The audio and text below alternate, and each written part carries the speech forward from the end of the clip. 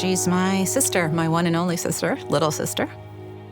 She makes me feel joyful and hopeful. Ellen is my wife. We got married on a nature preserve out in Connecticut. It was really nice.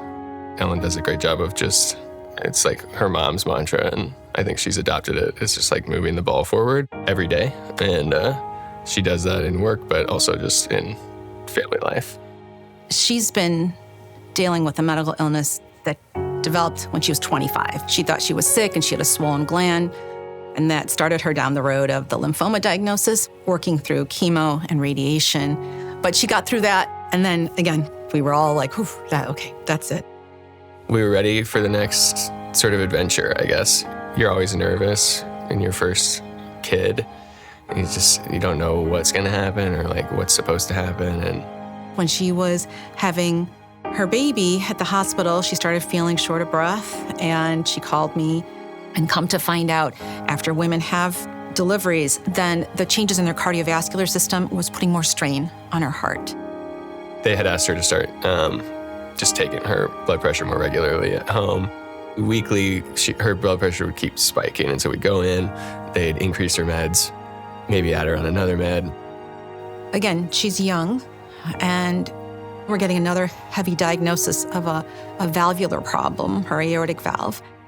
You're now being told that it's likely that this is preeclampsia, and the only current treatment for that is to have the baby.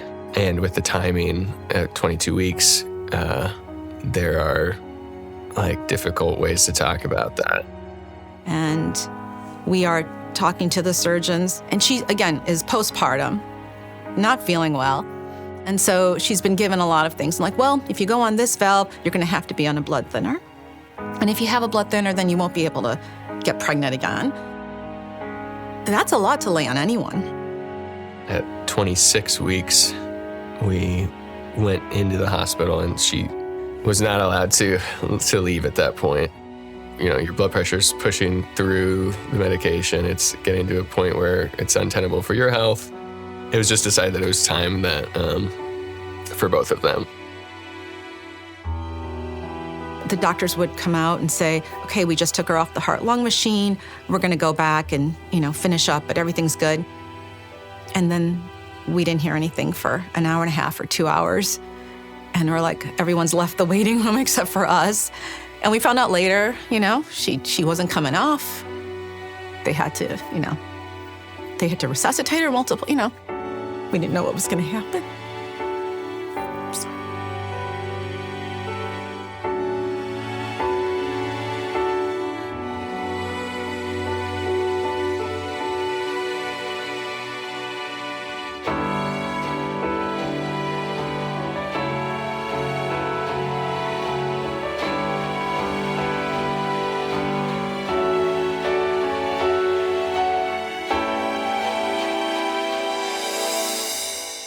This is my little sister, Naz. The American Heart Association has played a very big role in me being here today and throughout my whole journey, quite frankly. What's your name? Marlene. And how old are you? Two. She's 2. The American Heart Association has done such a phenomenal job of educating the public. Pregnancy is one of the first major cardiovascular tests women's bodies go through. I think especially as women, we chalk it up to emotions, we chalk it up to something else. But there was an underlying root cause that could be addressed.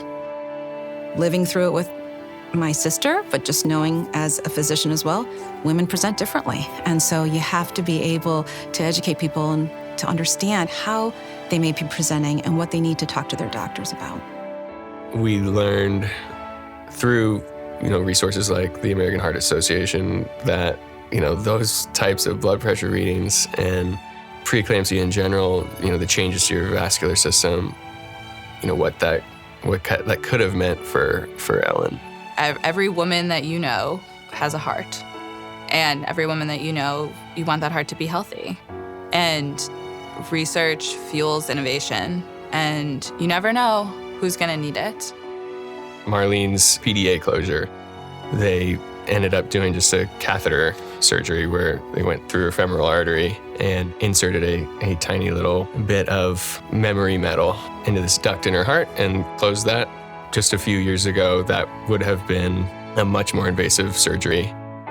Each advancement stands on the shoulders of the one before it, and so people's donations do have a big impact.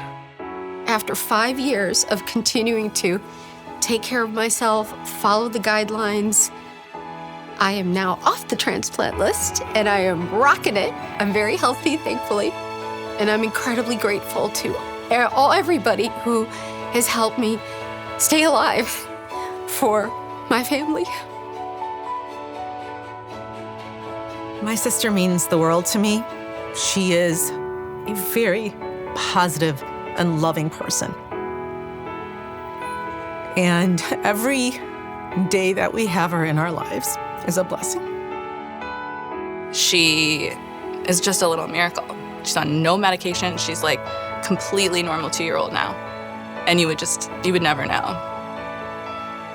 And actually today on 2/23 is the 2-year anniversary of her coming home from 4.5 months in the NICU.